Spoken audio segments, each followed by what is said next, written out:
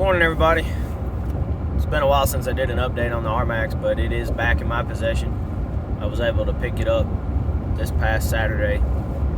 The dealership really kind of caught another gear and got it done for me. They didn't think they were going to be able to get it done this week and get it back to me, but they did. So I appreciate Village Cycle Center in Starkville, Mississippi for the good service and the quick service. They did have it about 5 weeks, but it wasn't exactly their fault because of the issues they were having with parts and whatnot. It did take a while to get everything they needed.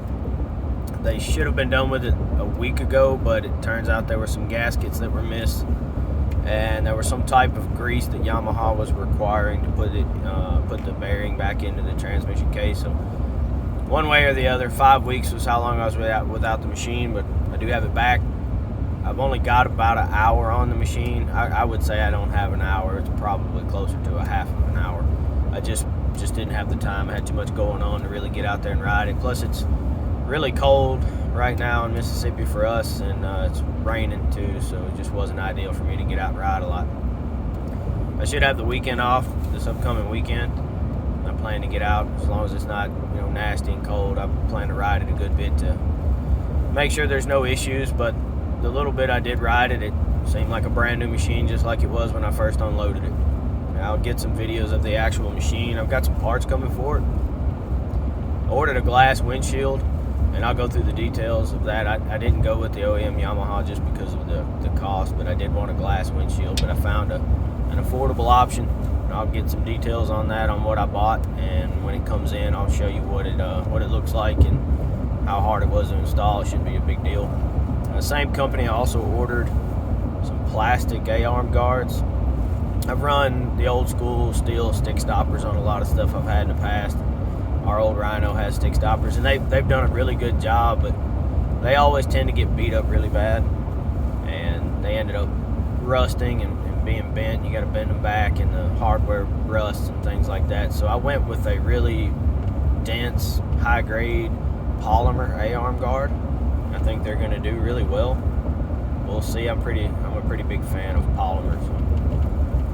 I use all kinds of polymer in my guns. So anyway, long story short, I have it back. I'm going to ride the hell out of it and see what happens, and I'll report back on that if anybody's got any questions. I will go through the whole ordeal again in a later video, but I think it's been pretty well versed on YouTube and forums on what's going on. I think Yamaha has stamped it out. I haven't heard of any new cases, and I think that's because Yamaha was kind of proactive and they pulled the machines they thought were affected and got it taken care of.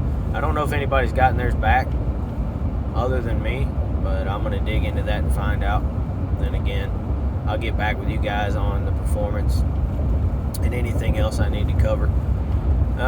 Looking at sound options, I don't want to get crazy with this thing, but I do want to install some audio. I do not want to use the OEM Yamaha stuff, even though the holes are in the doors. I just think that stuff is overpriced. I used to install professional audio equipment in vehicles back in the day, and man, for the type of output you're getting for that SSV stuff, there's way more powerful options for the money out there. So I'm going to look around for that and see where we go.